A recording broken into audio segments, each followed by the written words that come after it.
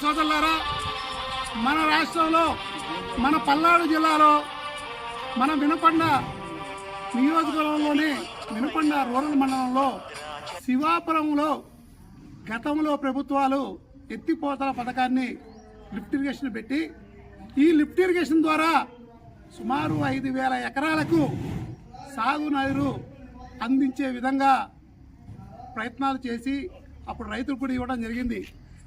ఇవాళ ఎగువ ప్రాంతాల్లో బాగా వర్షాలు పడి నాగార్జున సాగర్ నిండుకుండలా ఉన్న గుళ్ళకమ్మ నదిలో నీళ్లున్నా, వాగులు వంకల్లో నీళ్లున్నా ఈ వినకొండ మండలంలో అనేక గ్రామాల్లో, అలానే వినకొండ నియోజకవర్గంలో అనేక గ్రామాల్లో కూడా నాగార్జున సాగర్ ఆయకట్టు కింద లేని భూములు ఎండిపోతున్నాయి. ఇప్పటికి కూడా దున్ని పెట్టుకోవడమే కానీ ఇత్తనం వేయాలి అంటే రైతులకు ధైర్యం జరిపట్ల. అక్కడక్కడ పొగాకు నారు దిబ్బలు పెడితే ఈ ఎండలు అధికంగా కాస్తున్న ఎండల దెబ్బకి ఆ పొగాకు దిబ్బల్లో ఉన్న నారు కూడా ఎండిపోవడం జరిగింది. మేము నిన్న నూజెల్ల మండలం ఇదంతా కూడా చూడటం జరిగింది. అన్నీ దున్ని పెట్టారు, కానీ వర్షం కోసం ఎదురు చూస్తున్నారు. వర్షం పడకపోగా వరుణదేవుడు మన వినకొండకి కరుణించల. ఎండలు భానుడు బగబగలాడుతున్నాడు. ఎండాకాలం మించి ఎండలు వస్తున్నాయి.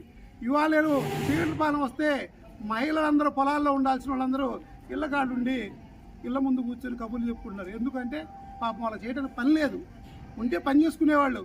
వెంటనే కూటమి ప్రభుత్వం శివాపురం లిఫ్ట్ ఇరిగేషన్ని రిపేర్ చేయించి ఈ 5,000 ఎకరాల రైతుల్ని ఆదుకుంటారని కూటమి ప్రభుత్వాన్ని ఆశిస్తూ వెంటనే రిపేర్ చేసి ఈ ఏడాది వీళ్ళకి నీళ్ళు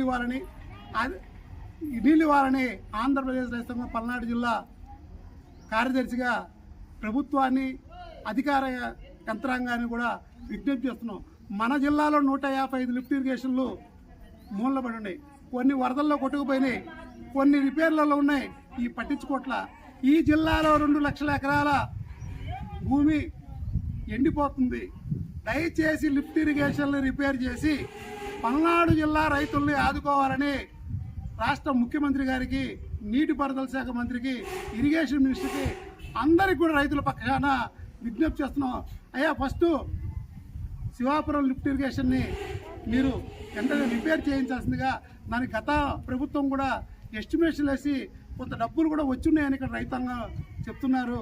వెంటనే దాన్ని మంజూరు చేయాల్సిందిగా మరోసారి ఈ రైతాంగం తరఫున విజ్ఞప్తి చేస్తూ